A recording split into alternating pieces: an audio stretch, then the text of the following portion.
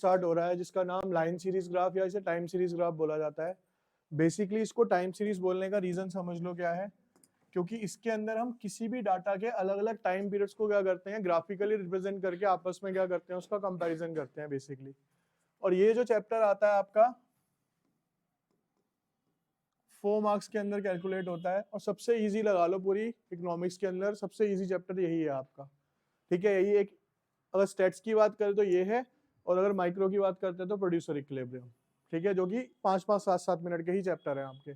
अब इसमें होता क्या है, इसमें सिंपल 2 तरीके के क्वेश्चन है। एक है बेटा हमारा 1 वेरिएबल ग्राफ,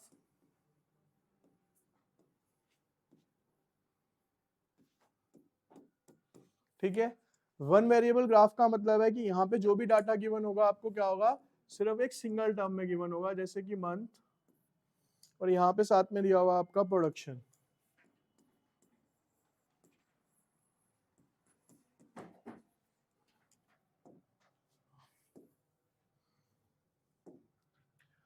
अब मंथ्स दिए हुए बेटा हमें यहाँ पे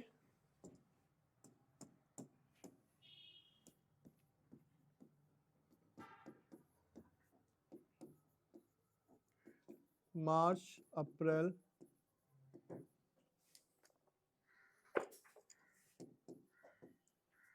मई, और यहाँ पे आ गया आपका जून। प्रोडक्शन के अंदर बोल रखा है बेटा इन्होंने 5,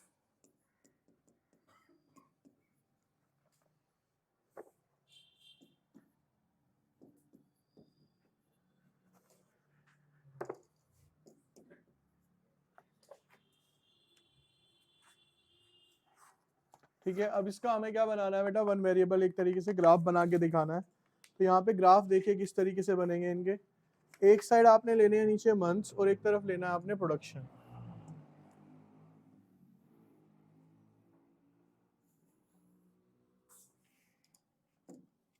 zero x axis, y axis, यहाँ पे आपके आएंगे सारे के सारे मंथ्स, और यहाँ पे आते हैं सारा प्रोडक्शन हो गया।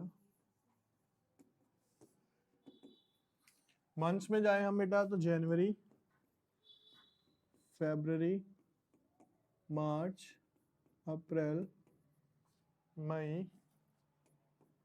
जून। प्रोडक्शन की बात करें तो इसके अंदर फिर से वही रूल है कि मिनिमम 5 है और मैक्सिमम 12.5 है।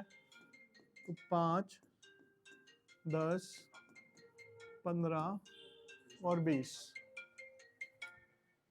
ठीक है, अब देखिए बेटा यहाँ पे जनवरी में कितना है, यहाँ पे 5, तो जनवरी और यहाँ पे आपने 5 का पॉइंट करना है। फरवरी में 7.5, मार्च में 5, अप्रैल में 10, मई में 12.5, और जून में अगेन कितना है, 15। अब इसे हमें किसकी हेल्प से बनाना है, with the help of scale join करते जाओ, लेकिन इसके एंड को जोड़ना नहीं होता हमें। ठीक है, एंड जोड़ने का मतलब, अब जैसे हम यहाँ पे पॉइंट करेंगे तो ये यहाँ से ऐसे चलेंगे।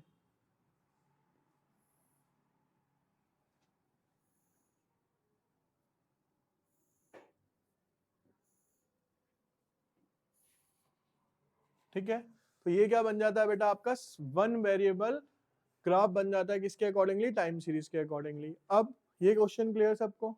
अब मान लो इसी के अंदर वो कहता है कि 1 वेरिएबल की जगह क्या बना के दिखाना है बेटा, हमें 2 वेरिएबल बना के दिखाना है।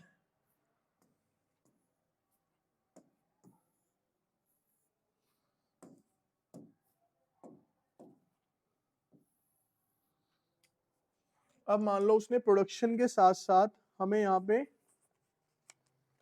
सेल्स भी दे दिया। ठीक है, सेल्स ही था इसमें। प्रोडक्शन के साथ साथ हमारे पास क्या गिवन है बेटा, यहाँ पे सेल्स।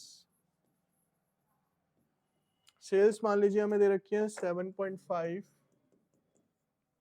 10, 7.5 सॉरी 5, 10, 5, 10, 12.5 और अगेन 15। इसके बाद बेटा फिर से पॉइंट कीजिए आप यहाँ पे, पहला कितना है जनवरी के अंदर 7.5, तो जनवरी इधर है 7.5, फरवरी में कितना है 10, मार्च में कितना है 5, 7.5 होगा ये 7.5, अप्रैल में आ जाएगा बेटा 10, मई में आ गया 12.5 और जून में आ गया 15। अब इन पॉइंट्स को भी हमें जोड़ना है।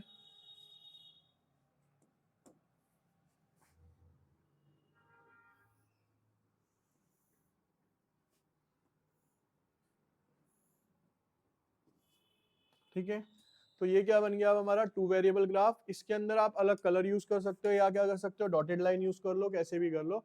अलग शेड देनी है आप लिख सकते हो, जैसे कि यहाँ पे ब्लू लाइन को क्या मेंशन कर देते हैं हम, आपकी क्या हो गई एक तरीके से यहाँ पे सेल्स,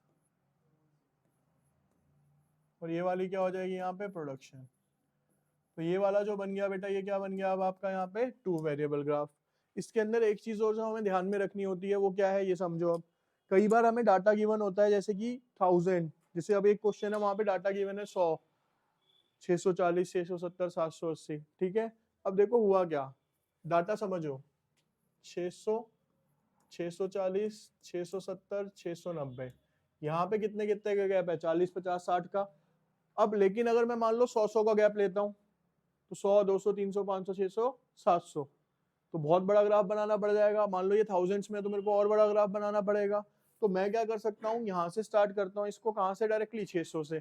600 से स्टार्ट करने के लिए मेरे को क्या करना पड़ेगा, फॉल्स बेस लाइन, यानी यहाँ पे 2 कट लगा दें, फॉल्स बेस लाइन हो जाती है। यहाँ आप स्टार्ट ही किससे कर लो, सीधा 600 से। 600, 700, 800, 900, जैसे भी आपको करना है फिर वो, ठीक है।